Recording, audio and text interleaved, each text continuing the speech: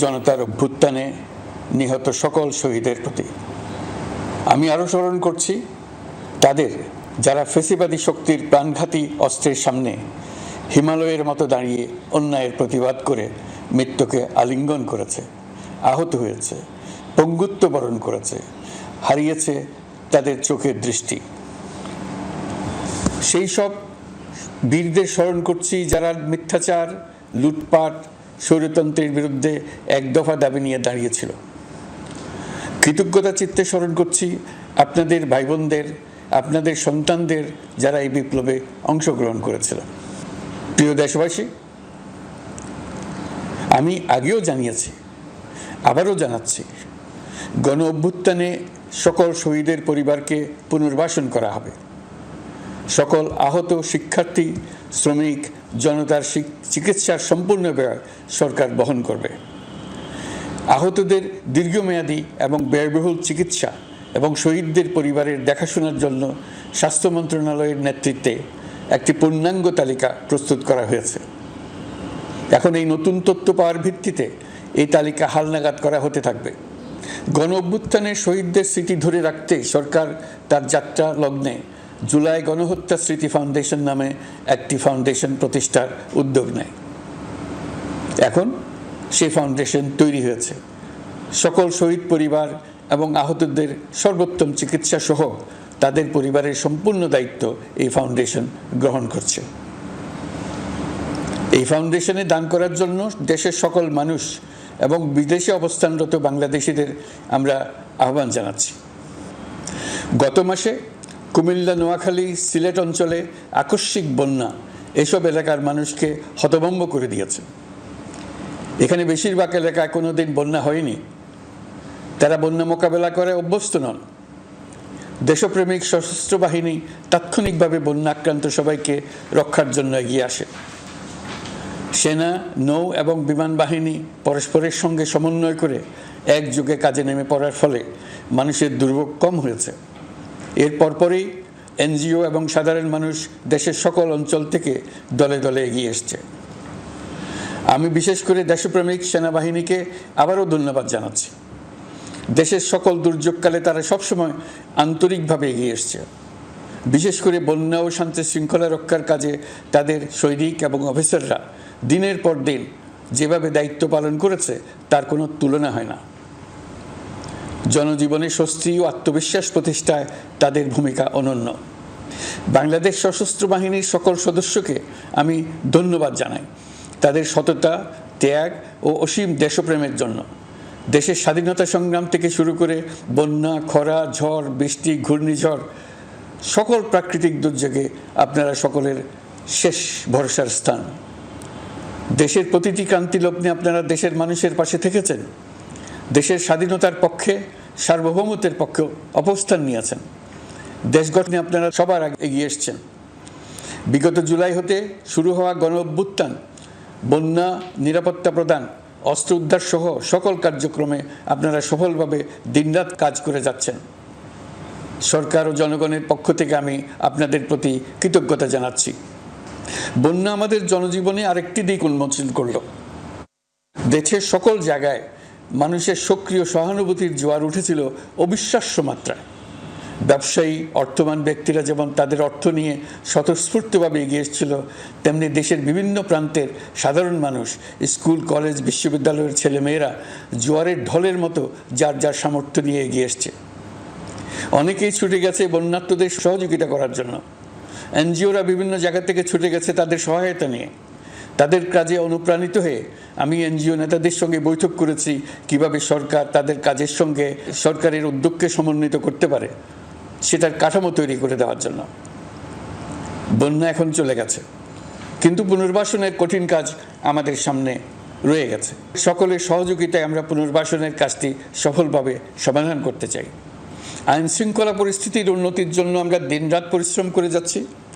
যে সমস্ত ভাই বোনেরা তাদের গত 16 বছরের বেদনা জানিয়ে তার প্রতিকার পাওয়ার জন্য আমার অফিস এবং সচিবালয়ের অফিসসমূহের সামনে প্রতিদিন ঘেরাও কর্মসূচি দিয়ে আমাদের কাজকর্ম ব্যাহত করছিলেন, তারা আমার আহ্বানে সাড়া দিয়ে ঘেরাও কর্মসূচির থেকে বিরত হয়েছেন বটে, তবে অন্যত্র আবার তারা তাদের কর্মসূচি দিয়ে যাতায়াতে ব্যাঘাত সৃষ্টি করছেন। আমি কথা দিচ্ছি, আপনাদের ন্যায্য আবেদনের কথা আমরা ভুলে যাব না। আমরা সকল অন্যায়ের প্রতিকারের জন্য প্রতিশ্রুতিবদ্ধ। আমরা আমাদের দায়িত্বকালে যথাসম্ভব সব সমস্যার সমাধানের চেষ্টা করব। আমি আবারও অনুরোধ করছি, আপনারা যাতায়াতে ব্যাঘাত সৃষ্টি থেকে বিরত থাকুন। জাতি আপনাদের প্রতি কৃতজ্ঞ থাকবে। তৈরি পোশাক, ওষুধ শিল্প, এইসব এলাকায় শ্রমিক ভাই বোনেরা তাদের অভিযোগ জানানোর জন্য ক্রমাগতভাবে এই শিল্পের কার্যক্রম পরিচালনা বন্ধ রাখতে বাধ্য করছেন। এটা আমাদের অর্থনীতিতে যে নেতিবাচক প্রভাব ফেলবে সেটা মোটেই কাম্য নয়। এমনিতেই ছাত্র শ্রমিক জনতার বিপ্লবের পর যে অর্থনীতি আমরা পেয়েছি সেটা নিয়ম নীতিবিহীন দ্রুত ক্ষীয়মান একটা অর্থনীতি। প্রাতিষ্ঠানিক কাঠামো প্রায় ধ্বংসপ্রাপ্ত। বৈদেশিক মুদ্রার রিজার্ভ তলানিতে গিয়ে ঠেকেছে। আমরা এই অর্থনীতিতে প্রাণ সঞ্চারের চেষ্টা করছি, আমাদের উদ্যোগে সাড়াও পাচ্ছি। ঠিক এই সময়ে আমাদের শিল্প কারখানাগুলো বন্ধ হয়ে যাক, অকার্যকর হয়ে যাক, এটা আমাদের অর্থনীতিতে বিরাট আঘাত পড়বে। সেটা কিছুতেই আমাদের কাম্য হতে পারে না। শ্রমিক ভাই বোনদের অনেক দুঃখ আছে, কিন্তু সেই দুঃখ প্রকাশ করতে গিয়ে আপনাদের মূল জীবিকা বন্ধ হওয়ার উপক্রম হলে সেটা ঠিক হবে না। দেশের অর্থনীতি ধ্বংসপ্রাপ্ত হলে সেটা ঠিক হবে না। শ্রমিক মালিক উভয়ের পক্ষে আলোচনা করে এইসব সমস্যার সমাধান আমরা অবশ্যই বের করব। আপনারা কারখানা খোলা রাখুন, অর্থনীতির চাকা সচল রাখুন, দেশের অর্থনীতিকে সোজা হয়ে দাঁড়াতে দিন। আমরা আপনাদের সমস্যার স্থায়ী সমাধান বের করার জন্য সর্বশক্তি প্রয়োগ করব। মালিক পক্ষের কাছে আমাদের আবেদন, আপনারা শ্রমিকদের সঙ্গে বোঝাপড়া করুন, কারখানা সচল রাখুন, অর্থনীতির দুর্বল স্বাস্থ্যকে সবল করে তুলুন। ওষুধ শিল্প এবং তৈরি পোশাক শিল্প দেশের গৌরব। এর মাধ্যমে আমাদের শ্রমিক ভাই বোনেরা তাদের কর্মকুশলতা বিশ্বকে মুগ্ধ করেছে। এর সাফল্য এখন থমকে আছে। আমরা এই দুই শিল্পকে তাদের সম্ভাব্য শীর্ষে নিয়ে যেতে চাই। দুর্বল করার তো প্রশ্নই ওঠে না। এই দুই শিল্পের কোথায় কোথায় বাধা আছে, সমস্যা আছে, সেগুলো চিহ্নিত করে তাকে বাধামুক্ত করতে চাই।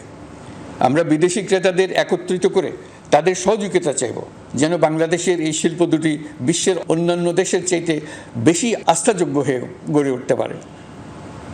সব কিছুই সম্ভব যদি আমরা শ্রমিক মালিক সম্পর্কটা একটা নির্ভরযোগ্য, আনন্দদায়ক করে গড়ে তুলতে পারি। আমাদের সরকারের প্রথম মাস কাটল, দ্বিতীয় মাস থেকে আমরা নতুন বাংলাদেশ গড়ার ভিত্তি হিসেবে নতুন শ্রমিক মালিক সম্পর্কের সূচনা করতে চাই। এটা দেশের সবার কাম্য।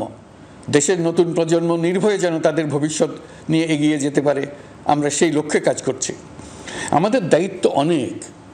ন্যায়ভিত্তিক একটা সমাজ গড়ে তোলার জন্য একসাথে অনেকগুলো কাজ আমাদের হাত দিতে হবে।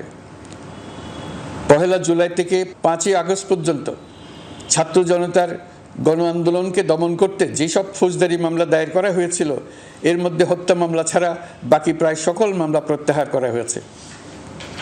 এইসব মামলায় গ্রেফতারকৃত সকলে মুক্তি পেয়েছে। দায়িত্ব গ্রহণের শুরুতেই অন্তর্বর্তীকালীন সরকার বিচার বিভাগের বড় সংস্কারের কাজে হাত দিয়েছে। যোগ্যতম ব্যক্তিকে প্রধান বিচারপতি নিয়োগ দেওয়াতে মানুষের মনে নতুন আশার সঞ্চার হয়েছে। আপিল বিভাগের বিচারপতি নিয়োগ, অ্যাটর্নি জেনারেল নিয়োগ এবং অন্যান্য নিয়োগগুলি অতি গুরুত্বপূর্ণ নিয়োগ, যেগুলো সবকটাই সম্পন্ন হয়েছে। সন্ত্রাস দমন আইন ও ডিজিটাল সাইবার নিরাপত্তা আইনে দায়েরকৃত মিথ্যা হয়রানিমূলক মামলাগুলো প্রত্যাহার করা হচ্ছে।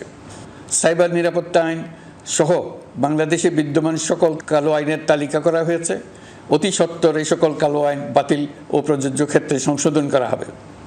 সাংবাদিক সাগর রনি হত্যাকাণ্ড সহ বহুল আলোচিত 5টি হত্যাকাণ্ডের তদন্ত ও বিচার অগ্রাধিকার ভিত্তিতে ও দ্রুততম সময়ে নিষ্পত্তির জন্য সহায়তা প্রদান করা হচ্ছে।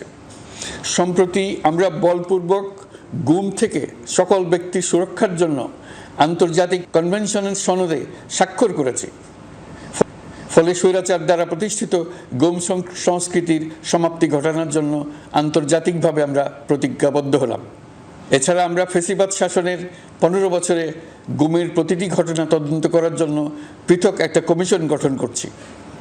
যেসব পরিবার তাদের নিখোঁজ পিতা, স্বামী, পুত্র এবং ভাইদের পাওয়ার জন্য বছরের পর বছর যন্ত্রণার সাথে অপেক্ষা করছেন, আমরা আপনাদের বেদনায় সমবেথী। আয়নাঘরগুলো বন্ধ করে দেওয়া হয়েছে এবং সেই সাথে বের হয়ে আসছে ফ্যাসিস্ট হাসিনা সরকারের গুমের শিকার ভাই বোনদের কষ্ট ও যন্ত্রণা গাথা। আমাদের তরুণ প্রজন্মের ভবিষ্যৎ যেন উজ্জ্বল হয় সেটা নিশ্চিত করতে শিক্ষা ব্যবস্থার দিকে আমাদের পূর্ণ নজর রয়েছে। ইতিমধ্যে প্রথম শ্রেণী থেকে দ্বাদশ শ্রেণী পর্যন্ত বর্তমানের ত্রুটিপূর্ণ শিক্ষাক্রম পরিবর্তন করা হয়েছে। বই সংশোধন ও পরিমার্জনের কাজ শেষ পর্যায়ে আছে। এই সংস্কারের কাজ অব্যাহত থাকবে। বিশ্ববিদ্যালয়সমূহের উচ্চ প্রশাসনিক পদগুলো পূরণ করে শিক্ষা কার্যক্রম স্বাভাবিক করার কাজ দ্রুত গতিতে এগিয়ে চলেছে। বেসরকারি শিক্ষা প্রতিষ্ঠানগুলোর পরিচালনা বোর্ডে দখলদারিত্বের রাজনীতি বন্ধ করার ব্যবস্থাও নেওয়া হয়েছে। আপনারা নিশ্চয় লক্ষ্য করেছেন, আমাদের প্রথম মাসে দেশের প্রায় সকল বিশ্ববিদ্যালয়ের উপাচার্য এবং উপাচার্য মহোদয়গণ পদত্যাগ করেছেন। উচ্চশিক্ষার ক্ষেত্রে এটা বিরাট শূন্যতার সৃষ্টি করেছে। প্রথম মাসে আমরা ক্রমাগতভাবে প্রতিটি বিশ্ববিদ্যালয়ে সবার কাছে গ্রহণযোগ্য এমন উপাচার্য এবং উপাচার্য নিয়োগ দেওয়ার কাজ শুরু করেছে। এর ফলে সকল সরকারি এবং বেসরকারি বিশ্ববিদ্যালয়গুলোতে নতুন উদ্যমে কাজ শুরু করার পরিবেশ সৃষ্টি হয়েছে। সংবাদ মাধ্যম ও মত প্রকাশের পূর্ণ স্বাধীনতা ইতিমধ্যে নিশ্চিত করা হয়েছে। আমরা সবাইকে বলে দিয়েছি, আপনারা মন খুলে আমাদের সমালোচনা করুন, আমরা সবার মতামতের প্রতি শ্রদ্ধাশীল। মিডিয়া যাতে কোনো রকম বাধা বিপত্তি ছাড়া নির্বিঘ্নে তাদের কাজ করতে পারে সেজন্য একটা মিডিয়া কমিশন গঠন করা সরকারের সক্রিয় বিবেচনাধীন।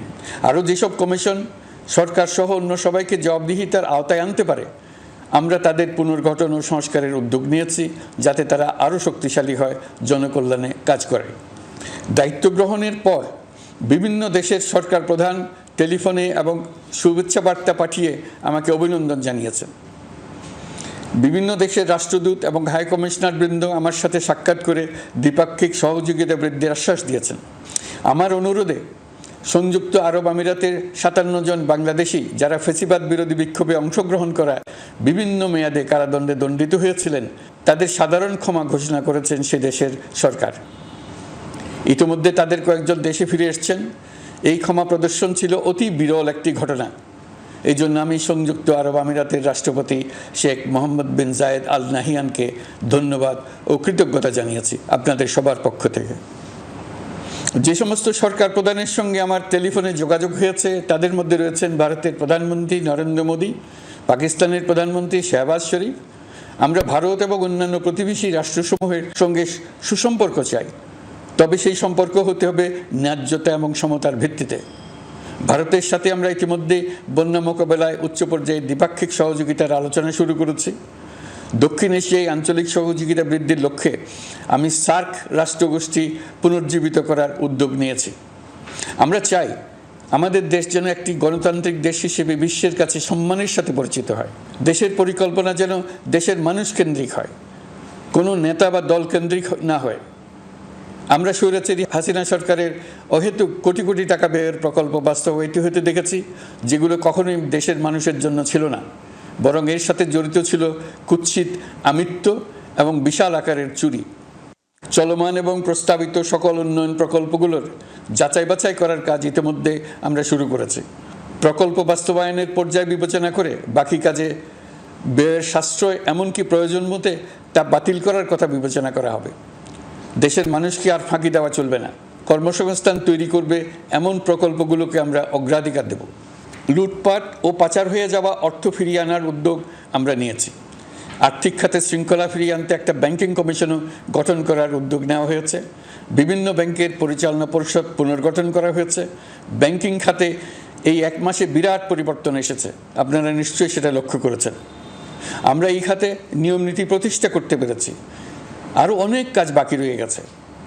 প্রথম মাসের কাজ হিসেবে শুধু প্রধান কাজগুলো করেছি, তার সঙ্গে রয়েছে আরও অনেক পরবর্তী কাজ। ফ্যাসিবাদী সরকার লুটপাট করার জন্য নতুন করে 60,000 কোটি টাকা ছাপিয়ে বাজারে ছাড়ার কারণে মুদ্রাস্ফীতির শিকার হয়েছে দেশের মানুষ। এই অতুলনীয় মুদ্রাস্ফীতি নিয়ন্ত্রণ অন্তর্বর্তী সরকারের অন্যতম প্রধান লক্ষ্য। মুদ্রাস্ফীতি নিয়ন্ত্রণের লক্ষ্যে পলিসি সুদের হার বৃদ্ধি করে 9% উন্নীত করা হয়েছে। মূল্যস্ফীতি থেকে সাধারণ মানুষকে সুরক্ষা দেওয়ার উদ্দেশ্যে ওএমএস খাদ্যবান্ধব কর্মসূচি সহ সুলভ মূল্যে প্রান্তিক মানুষের কাছে নিত্য প্রয়োজনীয় দ্রব্য সরবরাহ চলমান রাখা হয়েছে। মূল্যস্ফীতি মোকাবেলায় চলতি অর্থ বছরে চাল ও গম আমদানির জন্য 5,800 কোটি টাকা, আভ্যন্তরীণ সংগ্রহের জন্য 8,900 কোটি টাকা এবং খাদ্য ভর্তুকির 3টি প্রোগ্রামের জন্য 7,360 কোটি টাকা বরাদ্দ রাখা হয়েছে। বিভিন্ন স্টেক হোল্ডারের সাথে সভা করে মূল্যস্ফীতি নিয়ন্ত্রণের করণীয়সমূহ চিহ্নিত করা হয়েছে। পরিচালন ও উন্নয়ন ব্যয় যৌক্তিক পরিমাণে হ্রাস করার জন্য কার্যক্রম গ্রহণ করা হয়েছে। কৃষিপণ্য উৎপাদনের জন্য সার আমদানির ক্ষেত্রে প্রয়োজনীয় বৈদেশিক মুদ্রার সরবরাহ নিশ্চিত করার পদক্ষেপ নেওয়া হয়েছে। প্রকৃত চাষিগণ যাতে কৃষি ঋণ পেয়ে থাকেন তা নিশ্চিত করার উদ্যোগ নেওয়ার পাশাপাশি কৃষি ঋণের পরিমাণ বৃদ্ধি করা হয়েছে। মার্কিন ডলারের বিপরীতে টাকার বিনিময় হার স্থিতিশীল রাখার লক্ষ্যে বৈদেশিক মুদ্রার বিনিময় হারকে বাজারভিত্তিক করা হয়েছে। কালো টাকা সাদা করার অনৈতিক অনুমতি বাতিল করা হয়েছে। বৈদেশিক মুদ্রার রিজার্ভ বৃদ্ধি করতে বিভিন্ন উন্নয়ন সহযোগীদের কাছ থেকে বাজেট সাপোর্ট চাওয়া হয়েছে। আন্তর্জাতিক মুদ্রা তহবিল থেকে অতিরিক্ত 3 বিলিয়ন মার্কিন ডলার, বিশ্বব্যাংক থেকে অতিরিক্ত 1 বিলিয়ন ডলার, জাইকা থেকে অতিরিক্ত 1 বিলিয়ন মার্কিন ডলার প্রদানের অনুরোধ করা হয়েছে। রূপপুর পারমাণবিক বিদ্যুৎ কেন্দ্র নির্মাণ প্রকল্পের অগ্রিম অর্থ পরিশোধ এবং বকেয়া পাওনা নিয়ে রাশিয়ান ফেডারেশনের সাথে অর্থ মন্ত্রণালয়ের আলোচনা চলছে। পাইপলাইনে থাকা 48 বিলিয়ন মার্কিন ডলার বৈদেশিক সহায়তা ব্যবহারের উদ্যোগ নেওয়া হয়েছে। মেগা প্রকল্পের নামে লুটপাট বন্ধের পাশাপাশি স্বাস্থ্য ও শিক্ষা খাতে বরাদ্দ বৃদ্ধির পরিকল্পনা গ্রহণ করা হয়েছে। বৈদেশিক মুদ্রার রিজার্ভের উপর চাপ কমানোর লক্ষ্যে রাশিয়া এবং চীন থেকে প্রাপ্ত ঋণের সুদের হার কমানো এবং ঋণের মেয়াদ বৃদ্ধির জন্য অনুরোধ জানানো হয়েছে। সকল উন্নয়ন সহযোগীদের সাথে সম্পর্ক আরও নিবিড় করার উদ্যোগ নেওয়া হয়েছে। সকল অর্থনৈতিক সূচক এবং পরিসংখ্যানের প্রকৃত মান বা সংখ্যা প্রকাশের জন্য নির্দেশনা প্রদান করা হয়েছে।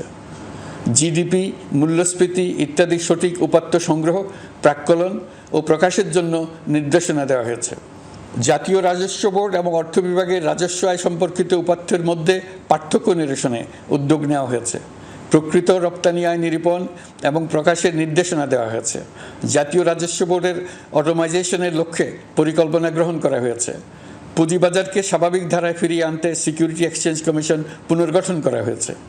নিত্য প্রয়োজনীয় পণ্য সামগ্রীর সরবরাহ স্বাভাবিক রাখার নিমিত্তে ব্যবসায়ী, শিল্প মালিক ও ব্যবসায়ী সংগঠনের সাথে সভা করা হচ্ছে এবং তাদের মতামতের ভিত্তিতে বিভিন্ন ব্যবস্থা গ্রহণ করা হচ্ছে। বিদ্যমান মজুদ ও ঘাটতি মূল্যায়ন করে ভবিষ্যৎ চাহিদা পর্যালোচনা করে স্থানীয় উৎপাদন বৃদ্ধির পাশাপাশি আমদানি পর্যায়ে বিভিন্ন জটিলতা দূরীকরণ, বন্দর ও বড় মোকামসহ পরিবহন ব্যবস্থার বিভিন্ন সমস্যা সমাধানে সংশ্লিষ্ট সকল মন্ত্রণালয়, দপ্তর, বিভাগকে প্রয়োজনীয় নির্দেশ দেওয়া হয়েছে। এই জন্য তেল, চিনি, ডিম ও মাংস উৎপাদনকারী বৃহৎ প্রতিষ্ঠানসমূহের সাথে সভা ও মতবিনিময় করা হচ্ছে। নিত্য প্রয়োজনীয় কিছু দ্রব্যাদি যেমন পেঁয়াজ, আলু এসবের দাম আরও কমানোর জন্য বিদ্যমান শুল্ক হার হ্রাসের বিষয়ে এনবিআরকে প্রয়োজনীয় নির্দেশনা দেওয়া হয়েছে।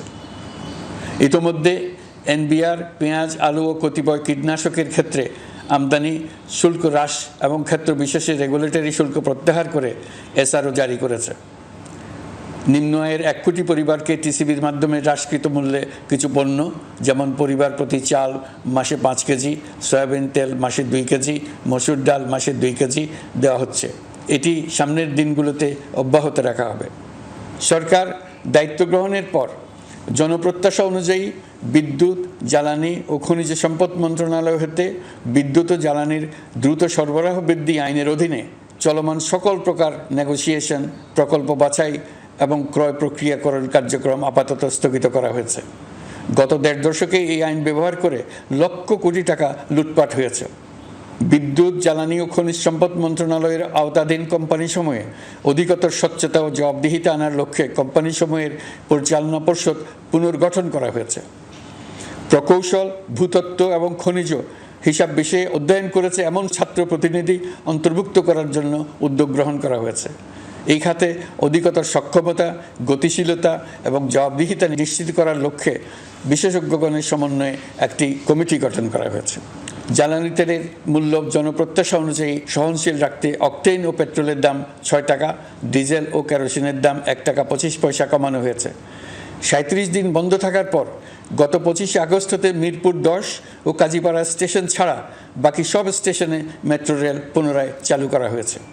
ভুয়া মুক্তিযোদ্ধাদের চিহ্নিত করার লক্ষ্যে বিশেষ করে মুক্তিযুদ্ধের সময় যাদের বয়স 12.5 বছরের কম ছিল তাদের মুক্তিযুদ্ধ তালিকা হতে বাতিলের জন্য সুপ্রিম কোর্টে লিভ টু আপিলের পদক্ষেপ গ্রহণ করা হয়েছে। মুক্তিযোদ্ধা কল্যাণ ট্রাস্টের আওতাধীন বেদখলকৃত স্থাবর সম্পত্তি উদ্ধারে প্রয়োজনীয় ব্যবস্থা গ্রহণ করা হয়েছে। গৃহায়ন ও গণপূর্ত মন্ত্রণালয় কর্তৃক গৃহীত বরিশাল, রংপুর, ময়মনসিংহ উন্নয়ন কর্তৃপক্ষ আইন এর খসড়া তৈরির কার্যক্রম নেওয়া হয়েছে। পূর্বাচল নতুন শহর প্রকল্প, ঢাকার আশেপাশে স্যাটেলাইট সিটি নির্মাণের রোডম্যাপ চূড়ান্তকরণের উদ্যোগ নেওয়া হয়েছে। বিধি বহির্ভূত প্রদত্ত প্লট ও ফ্ল্যাটের বরাদ্দ বাতিলের উদ্যোগ নেওয়া হয়েছে। প্রিয় দেশবাসী, আপনাদের আমাদের সন্তানদের জন্য একটি গণতান্ত্রিক বাংলাদেশের রূপরেখা তৈরি করতে আমরা দৃঢ় প্রতিজ্ঞ। আর যেন আমাদের কোনো স্বৈরাচারের হাতে পড়তে না হয়। আমরা যাতে বলতে পারি আমরা একটি গণতান্ত্রিক দেশে বসবাস করি, আমরা যাতে সকলেই দাবি করতে পারি যে এই দেশটি আমাদের, আমরা সেই লক্ষ্যেই কাজ করছি। কেউ আইন নিজের হাতে তুলে নেবেন না। আইন নিজের হাতে তুলে নিয়ে কেউ সমাজে বিশৃঙ্খল পরিবেশ সৃষ্টি করলে আমরা তাকে অবশ্যই শাস্তির আওতায় নিয়ে আসব। আমরা একটি সাম্প্রদায়িক সম্প্রীতির দেশ। ধর্মীয় সম্প্রীতি বিনষ্ট হয় এমন কোনো কাজ কেউ কোনোভাবেই করবেন না। অতীতে শুধুমাত্র আওয়ামী মতাদর্শী না হওয়ার কারণে 28তম থেকে 42তম BCS পর্যন্ত BPSC কর্তৃক সুপারিশকৃত অনেক প্রার্থী নিয়োগ বঞ্চিত হয়েছেন। 8ই আগস্ট পরবর্তী সময়ে এর মধ্যে এদের 259 জনকে নিয়োগ দেওয়া হয়েছে। মাঠ প্রশাসনকে জনবান্ধব এবং দুর্নীতিমুক্ত জবাবদিহিমূলকভাবে গড়ে তোলার জন্য সব ধরনের উদ্যোগ নেওয়া হয়েছে। সরকারি কর্মচারীদের বাধ্যতামূলকভাবে সম্পদ বিবরণী দাখিলের নির্দেশ দেওয়া হয়েছে এবং এটা প্রতি বছর তাদেরকে করতে হবে। ধ্বংস হয়ে পড়া একটা জনপ্রশাসনকে নিয়ে যাত্রা শুরু করেছি। মন্ত্রণালয়গুলোর উচ্চতম পদে যারা নিয়োজিত ছিলেন তারা অনেকে দায়িত্ব ছেড়ে চলে গেছেন কিংবা পদে থাকলেও সহকর্মীদের চাপের মুখে কাজ করতে পারছিলেন না, বাধ্য হয়ে পদত্যাগ করেছেন। আর যারা 16 বছরের স্বৈরাচারী শাসনের আমলে পদত্যাগে বাধ্য হয়েছিলেন কিংবা দায়িত্ববিহীন অবস্থায় একই পদে থেকে বাধ্য হয়েছেন, তাদের সবার কথা বিবেচনা নিয়ে জনপ্রশাসনকে নতুন করে দাঁড় করানোই ছিল আমাদের প্রথম মাসে কঠিনতম সময়। আবার সকল সমস্যার সমাধান করে একটি নতুন জনপ্রশাসন কাঠামো দাঁড় করাতে পেরেছি, এটাই আমাদের প্রথম মাসের সবচাইতে বড় অর্জন। আমার বিশ্বাস এই জনপ্রশাসন জনগণের ইচ্ছা পূরণে সর্বোচ্চ অবদান রাখতে পারবে। অতি স্বল্প জনবল নিয়ে দাপ্তরিক কার্যক্রম শুরু করা হলেও প্রথম দিকে বিভিন্ন মন্ত্রণালয় ও বিভাগ থেকে পাঠানো বিবিধ প্রস্তাব দ্রুত গতিতে এবং আইনগত সমস্ত বাধ্যবাধকতা মেনে সিদ্ধান্ত নেওয়া হয়েছে। গত 1 মাসে বিভিন্ন মন্ত্রণালয় ও বিভাগ 198টি অতি গুরুত্বপূর্ণ বিষয়ে সিদ্ধান্ত নিয়েছে। জনপ্রশাসনের 135 জন অতিরিক্ত সচিব, 227 জন যুগ্ম সচিব এবং 120 জন উপসচিবকে পদোন্নতি প্রদান করা হয়েছে। 59টি জেলার জেলা প্রশাসককে প্রত্যাহার করা হয়েছে এবং নতুন 59 জন জেলা প্রশাসককে নিয়োগ দেওয়া হয়েছে। 67 জন কর্মকর্তার চুক্তিভিত্তিক নিয়োগ বাতিল করা হয়েছে। 10 জন যুগ্ম সচিব, 8 জন অতিরিক্ত সচিব, 6 জন সচিবকে ওএসডি করা হয়েছে। বাংলাদেশ পুলিশের 80 জন ডিআইজি, 30 জন পুলিশ সুপার সহ 110 জনকে পদোন্নতি প্রদান করা হয়েছে। 1 জন ডিআইজি, 1 জন এডিশনাল ডিআইজি, 4 জন পুলিশ সুপারকে চাকরিতে পুনর্বহাল করা হয়েছে। আইজিপি সহ 10 জন অতিরিক্ত আইজি, 88 জন ডিআইজি, 21 জন এডিশনাল ডিআইজি, 177 জন পুলিশ সুপার সহ মোট 297 জন কর্মকর্তাকে বদলি করা হয়েছে। ছাত্র শ্রমিক জনতার বিপ্লবের মূল লক্ষ্য ছিল গণভবন। এটা ছিল স্বৈরাচারের কেন্দ্রবিন্দু। এই সরকার বিপ্লবের প্রতি সম্মান দেখিয়ে গণভবনকে বিপ্লবের জাদুঘর হিসেবে ঘোষণা দিয়েছে। ছাত্র জনতার ক্ষোভকে স্থায়ীভাবে তুলে ধরার জন্য গণভবনের আর কোনো সংস্কার করা হবে না। ছাত্র জনতার ক্ষোভের মুখে তা যে অবস্থায় দাঁড়িয়েছিল সেই অবস্থায় তাকে রাখা হবে। যেসব মূল্যবান সামগ্রী জনতা নিয়ে গিয়েছিল সেগুলো অনেক ফেরত দিয়ে গেছেন। যারা নিয়ে গিয়েছেন তারা নিজেরাই ফেরত দিয়ে গেছেন। তাদের আমরা দেশবাসীর পক্ষ থেকে ধন্যবাদ জানাচ্ছি। আরও কিছু জিনিস পাওয়া যায়নি, যারা নিয়ে গেছেন তাদের কাছে আমাদের অনুরোধ থাকবে তারা যেন এইসব সামগ্রী ফেরত দিয়ে যান। আমরা উল্লেখ করব এইসব বিক্ষুব্ধ জনতা নিয়ে গিয়েছিল কিন্তু বিজয়ের পর তারা আবার জাদুঘরের প্রতি সম্মান দেখিয়ে এগুলো ফেরত দিয়ে গিয়েছেন। আমরা নতুন বাংলাদেশকে একটা পরিবেশ বান্ধব এবং জীববৈচিত্র্যময় দেশ হিসেবে গড়ে তোলার উদ্যোগ নিয়েছি। এটি তরুণদের আকাঙ্ক্ষা, আমাদের সবারই আকাঙ্ক্ষা। সেই লক্ষ্যে আমি প্রথমেই একটি ক্ষুদ্র পদক্ষেপ নিয়েছি। আমার বাসভবন এবং সমগ্র সচিবালয়ে প্লাস্টিকের পানির বোতল ব্যবহার নিষিদ্ধ করেছি। ইতিমধ্যে সুপার শপগুলোতে পলিথিনের শপিং ব্যাগ ব্যবহার বন্ধ করার উদ্যোগ নেওয়া হয়েছে। গত কয়েক দশকে যে পরিমাণ নদী দূষণ হয়েছে, আমরা তা বন্ধ করার উদ্যোগ নিয়েছি। আমরা সংস্কার চাই। আমাদের একান্ত অনুরোধ, আমাদের উপর যে সংস্কারের গুরু দায়িত্ব দিয়েছেন, সেই দায়িত্ব দিয়ে আপনারা দর্শকের গ্যালারিতে চলে যাবেন না। আপনারা আমাদের সঙ্গে থাকুন, আমরা একসঙ্গে সংস্কার করব। এটা আমাদের সবার দায়িত্ব। আপনারা নিজ নিজ জগতে সংস্কার আনুন। একটা জাতির সংস্কার শুধু সরকারের সংস্কার হলে হয় না। আপনি ব্যবসায়ী হলে আপনার ব্যবসায়ী সংস্কার আনুন। ব্যবসায়ী গোষ্ঠীরা তাদের নিজ নিজ সমিতির মাধ্যমে সংস্কার আনুন। সমিতিতে সংস্কার আনুন। নতুন করে সমিতি গঠনতন্ত্র সংশোধন করুন। আপনি শ্রমিক হলে আপনার ক্ষেত্রে আপনি সংস্কার করুন। আপনি রাজনৈতিক নেতাকর্মী হলে আপনার ক্ষেত্রে সংস্কার করুন। আপনি প্রতিষ্ঠান প্রধান হলে আপনার প্রতিষ্ঠানে সংস্কার আনুন। আমি এটাকে সুযোগ হিসেবে গ্রহণ করার জন্য সবাইকে আহ্বান জানাচ্ছি। এই সংস্কারের মাধ্যমে আমরা জাতি হিসেবে নতুনভাবে যাত্রা শুরু করতে চাই। আমাদের এই যাত্রা আমাদেরকে পৃথিবীর একটা সম্মানিত জাতি হিসেবে প্রতিষ্ঠিত করুক, এটাই আমাদের সবার কাম্য, এটাই আমাদের সবার লক্ষ্য। গত এক মাসে আমি বেশ কিছু রাজনৈতিক দলের সঙ্গে পৃথকভাবে বসছি, তাদের সঙ্গে মতামত বিনিময় করেছি। তারা আমাদের উৎসাহিত করেছেন, ছাত্র শ্রমিক জনতার বিপ্লবের লক্ষ্যের প্রতি সমর্থন জানিয়েছেন, সংস্কারের কাজে পূর্ণ সহযোগিতার দেওয়ার আশ্বাস দিয়েছেন। আমি দেশের বিশিষ্ট সম্পাদক বৃন্দের সঙ্গে মত বিনিময় করেছি, তারাও সংস্কারের কাজে পূর্ণ সহযোগিতা দেওয়ার আশ্বাস দিয়েছেন। তারা বিভিন্ন বিষয়ে মূল্যবান পরামর্শ দিয়েছেন। সবার পরামর্শ নিয়ে এখন আমাদের অগ্রসর হওয়ার পালা। আমি বিশিষ্ট ব্যবসায়ীদের সঙ্গে বৈঠক করেছি, তাদের কাছে আমাদের সরকারের লক্ষ্যগুলো ব্যাখ্যা করেছি, তারাও আমাদের লক্ষ্যের সঙ্গে একমত প্রকাশ করেছেন। আপনারা জানেন, ছাত্র শ্রমিক জনতার ঐতিহাসিক জুলাই গণ অভ্যুত্থানের মুখে এবং হাজারো মানুষের আত্মদানের বিনিময়ে বাংলাদেশে ফ্যাসিস্ট সরকারের পতন হয়েছে। এই গণ অভ্যুত্থানের বার্তা ও আকাঙ্ক্ষা বাস্তবায়নের জন্য একটি অভূতপূর্ব সময় ও সুযোগ আমরা এর মধ্য দিয়ে অর্জন করেছি। এর বাস্তবায়ন তথা বাংলাদেশের ফ্যাসিজম বা স্বৈরতান্ত্রিক শাসন পুনরাবৃত্তির আশঙ্কা রোধ এবং জনমালিকানা ভিত্তিক কল্যাণমুখী জনস্বার্থে নিবেদিত একটি রাষ্ট্র ব্যবস্থা প্রবর্তনের লক্ষ্যে কিছু জাতীয় ভিত্তিক সংস্কার সম্পন্ন করা জরুরি হয়ে পড়েছে। উক্ত সংস্কার ভাবনার অন্যতম কেন্দ্রবিন্দু হচ্ছে সুষ্ঠু নির্বাচন ব্যবস্থা, সুশাসন প্রতিষ্ঠা করা। আমরা যেহেতু জনগণের ভোটাধিকার ও জনগণের মালিকানায় বিশ্বাস করি, সেহেতু নির্বাচন ব্যবস্থার উন্নয়নে আমাদের সংস্কার ভাবনায় গুরুত্ব পেয়েছে অধিক।